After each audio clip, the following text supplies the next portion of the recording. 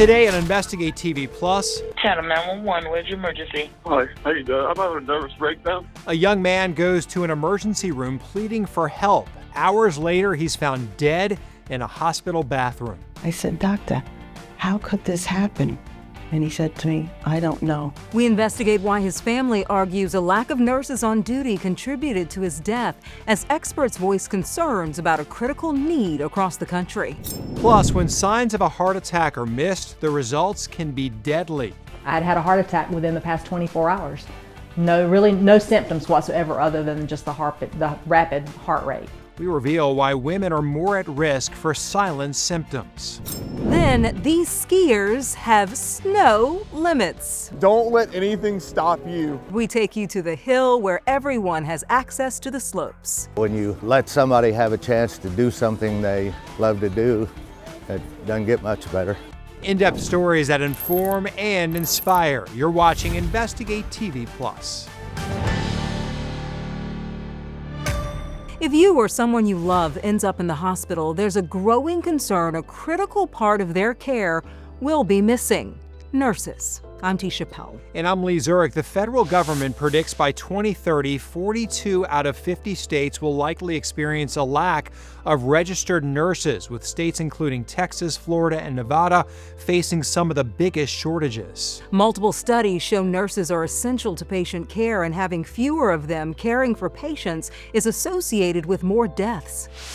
We'll show you solutions from across the country combating the shortfall, but for one family, they say those potential fixes are too late. The family of Michael Sheridan says the hospital where he sought emergency care was not properly staffed, and if it had been, he would be alive today.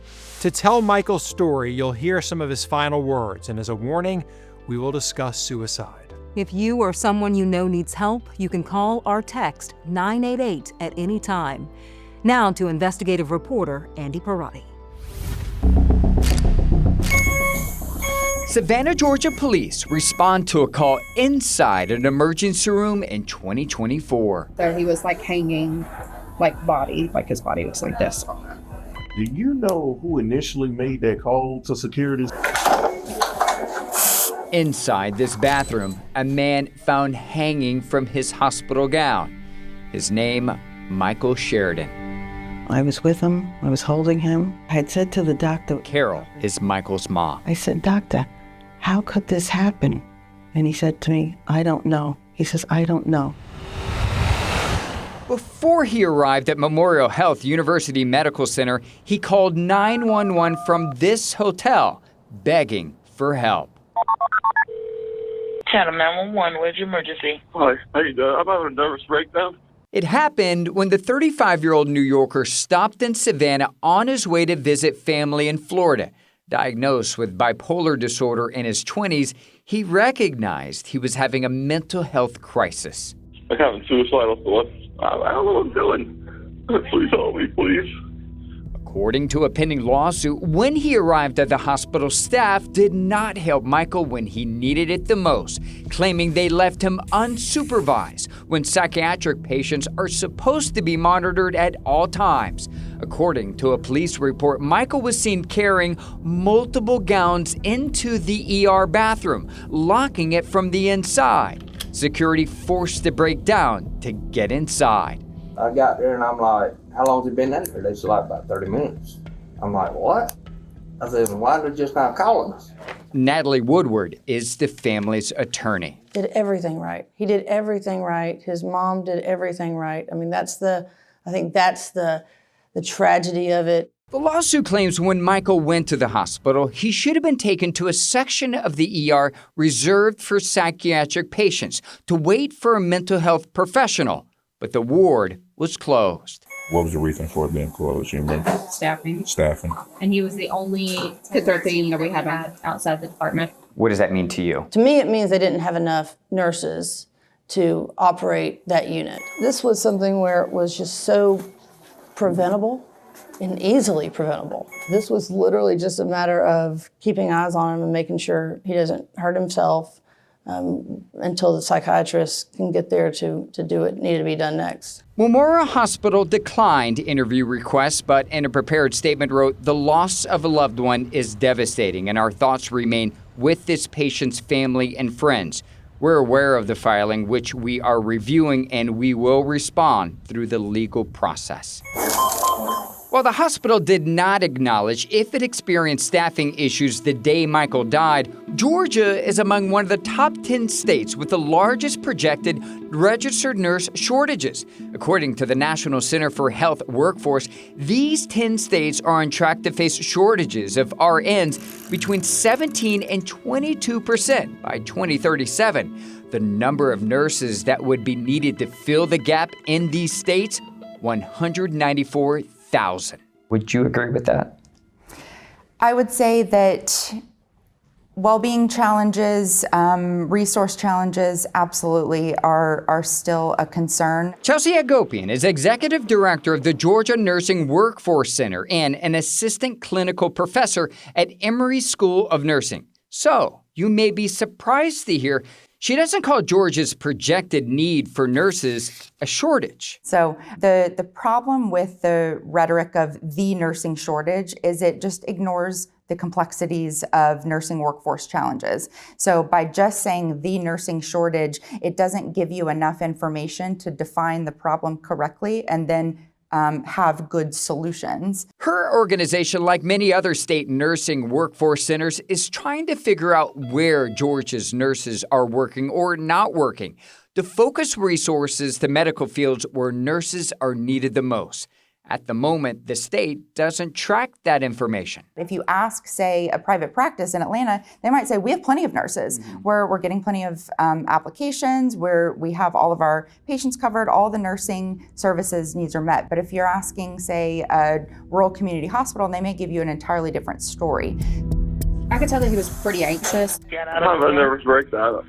I don't have a nervous breakdown. I need psychiatric help, please. A young man crying out for help in a hospital accused of not having enough staff to keep him safe. And I think if somebody said to me, think of your worst nightmare, I don't think I could have imagined anything worse than that. In June 2025, the hospital and health system responded to the allegations in court. They deny any negligence. Again, if you or someone you know is struggling with thoughts of suicide, help is available. Call or text 988 or go to 988lifeline.org. Some in the healthcare industry have acknowledged the projected nursing shortage and are working on solutions. In the fall of 2025, the University of Northern Iowa welcomed its second ever class of nursing students. UNI says it created its first standalone Bachelor of Science in Nursing in direct response to the projected need in Iowa. In Mobile, Alabama, a pilot program at USA Health University Hospital aims to help nurses reduce stress before it develops into a long-lasting burnout by providing special peer support and normalizing mental health discussions. Still ahead, after the battlefield, they find peace in a pasture. We may not want to admit in a clinical environment that we might need some well-being activities. We take you to the ranch helping veterans heal. But first, could your heart be at risk even if you've made healthy lifestyle choices? So it's important for women in particular to recognize if they feel something off, that they shouldn't just sort of brush it off. We explore a dangerous diagnosis that comes with few warning signs. You can watch Investigate TV Plus anytime streaming online. Get the app for Roku, Amazon Fire TV, and Apple TV. It's free to download.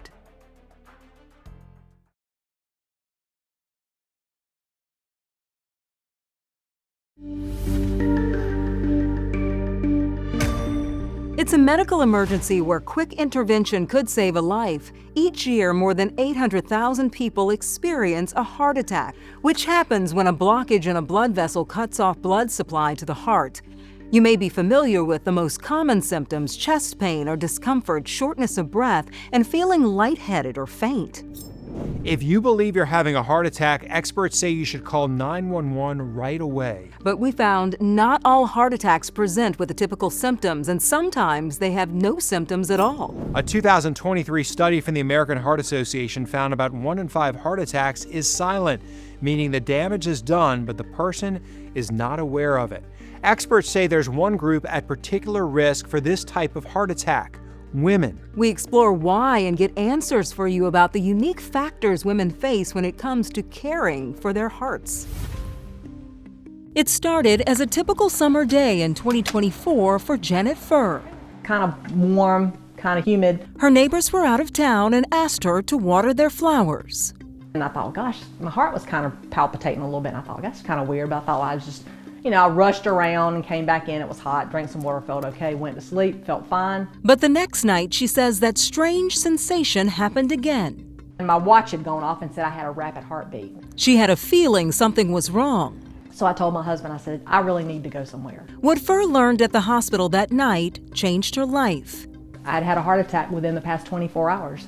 No symptoms whatsoever other than just the rapid heart rate. It's hard to imagine something so serious could go unnoticed. But according to the Cleveland Clinic, silent heart attacks can be just as dangerous as a heart attack with intense symptoms, such as sharp pain and loss of consciousness. We think we're invincible. It can't happen to us. It's always going to happen to somebody else. But I am the somebody else. While experts acknowledge silent heart attacks are more common in women than men, according to Leslie Cho, the reason for that isn't so obvious. It's very unclear why men and women have different sensations. Dr. Cho is the director of the Women's Cardiovascular Center at the Cleveland Clinic and says one important factor is historically the cardiovascular system has only been studied in male bodies. There is truly sex differences in heart disease, and we continue to lag behind in our knowledge for women's heart. In 2020, Dr. Cho helped to write the American Heart Association and American College of Cardiology's first comprehensive study of women's cardiovascular health since 2011. Dr. Cho says women in particular face unique risk factors for heart disease, such as adverse pregnancy outcomes. So if you had high blood pressure during pregnancy, gestational diabetes during pregnancy, if you delivered very prematurely, those are all increased risk for having heart disease later on. According to the American College of Cardiology, adverse pregnancy outcomes, which occur in up to 20% of all pregnancies, can increase the risk of cardiovascular disease up to 4-fold. Which is why the Cleveland Clinic now refers patients with adverse pregnancy outcomes to its preventative cardiology department. So we can actually assess you, not to start you on medicine, but to make sure that you're on a good pathway so that you don't develop high blood pressure, so that you don't develop diabetes later on. But it's not just silent heart attacks that pose a cardiovascular threat for women. According to the Cleveland Clinic, people who have recently given birth or women experiencing postmenopause are most at risk of a condition that can bring on a life-threatening heart attack with few warning signs. It's called spontaneous coronary artery dissection, known as SCAD. First, I got like a really funny feeling over my body. That's all I can say. Funny feeling, and it made me stop. Just after Valentine's Day in 2024, Vicky Mascarenio Nelson experienced intense chest pain, but brushed it off as heartburn. I did not know I was having a spontaneous coronary artery dissection. It occurs when there's a tear in the wall of the coronary artery. Blood can get trapped in the artery walls, which could trigger a heart attack. In fact, the telltale signs of SCAD are heart attack symptoms such as chest pain, dizziness, heart palpitations, and shortness of breath. While experts aren't sure why it occurs, more than 90% of cases are in women, which suggests fluctuations in female hormones may play a role. So it's important for women in particular to recognize if they feel something off, that they shouldn't just sort of brush it off. Dr. Sherry Kadinga is a cardiologist at the University of Vermont Medical Center. She says many women are familiar with pain and used to putting others' needs first and may be less likely to reach out for help. I hope that we listen to our bodies more and that when we need to slow down and take care of ourselves, we are able to advocate for ourselves in order to do it. As for Vicky and Janet, both women say they're sharing their experiences to inspire other women to take charge of their heart health. You appreciate every day. You could have been gone in a split second, just as easy as you're here. You wake up every day and say, I'm thankful I have today. Janet credits her smartwatch for alerting her to her racing heartbeat, her only heart attack symptom. Still ahead when it comes to a play on words. Do you know what's odd to me? Numbers that are divisible by 2. He is a top pundit. We introduce you to one skier making people smile on the slopes.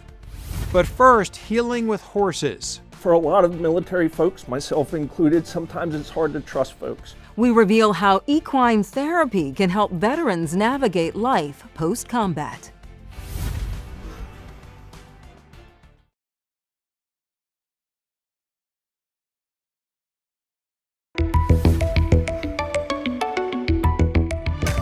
Horses have the power to heal. A study published in 2021 evaluated veterans with post-traumatic stress disorder before and after equine therapy.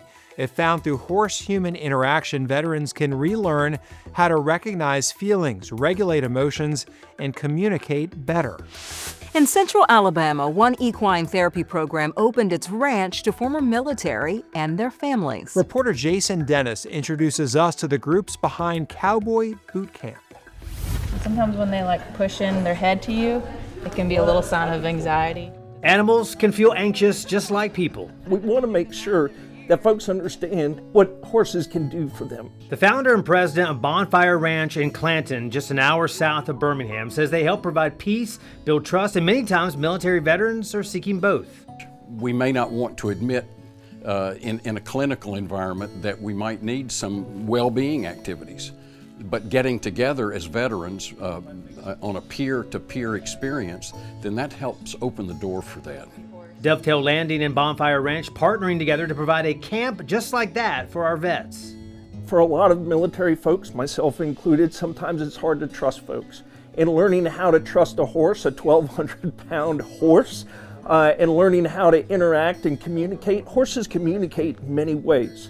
They use nonverbals, and believe it or not, people use nonverbals too, as we know. Veterans were civilians first, but then they go in and serve in the military. They put on a uniform, take up weapons, in some cases go into combat environments where that takes a toll on their emotional well-being. Alana Santilli with Dovetail Landing working through her own grief after losing her son in 2019. Daniel was a Marine in Afghanistan, and he was hit with some IEDs, suffered traumatic brain injury, PTSD. Within about a year or two, they found a mass on his brain. He had to undergo brain surgery, and when that happened, it was like just another brain trauma. Santilli said her son began hallucinating and died from complications of his brain injuries. She says while he was living, they sent him out of state for rehab. And one of the things they did was equine therapy in South Florida, and it helped Daniel so much. I think it's just such not only a physical thing, but a mental thing. And it's like these veterans, they connect with these horses. It helps to sometimes get into a different environment so you can think about your well-being. You can think about the things that may be going on with you emotionally. Still ahead, opportunities begin with access. I've actually had parents say, "My son can't do that. Bring him out and let us show you." We take you to the slopes where space is carved out for people with disabilities.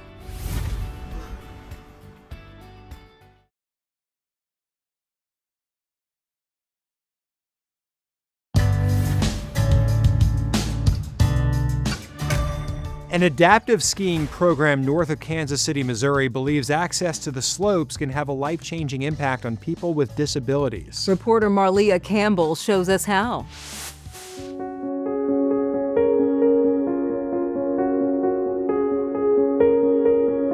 I mean, it's a breath of fresh air when you come here.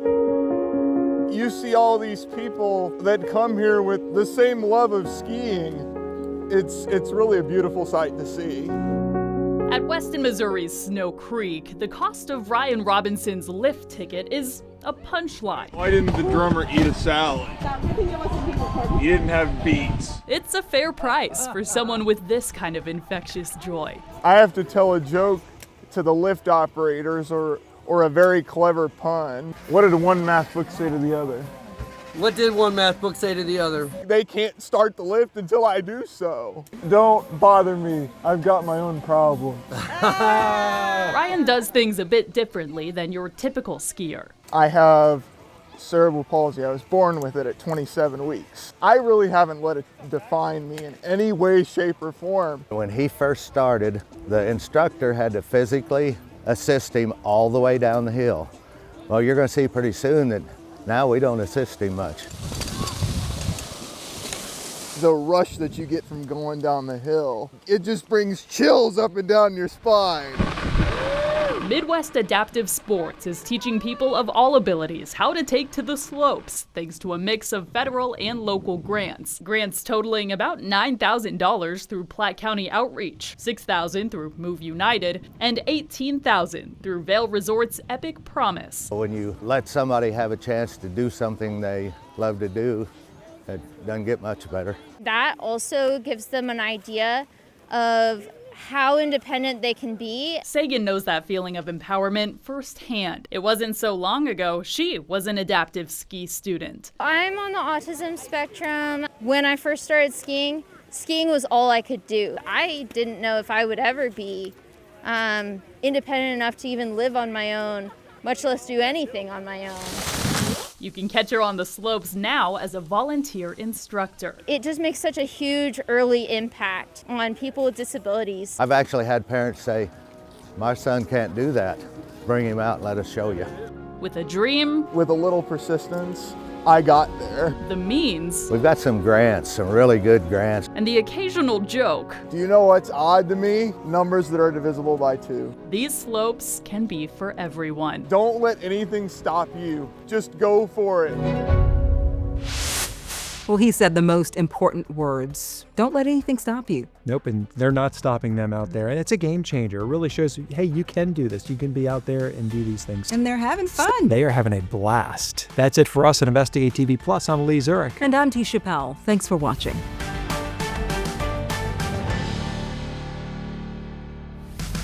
On the next Investigate TV Plus, millions of honeybees are mysteriously dying, and it could affect your next trip to the grocery store. 1 in 3 bites of food is pollinated by a bee.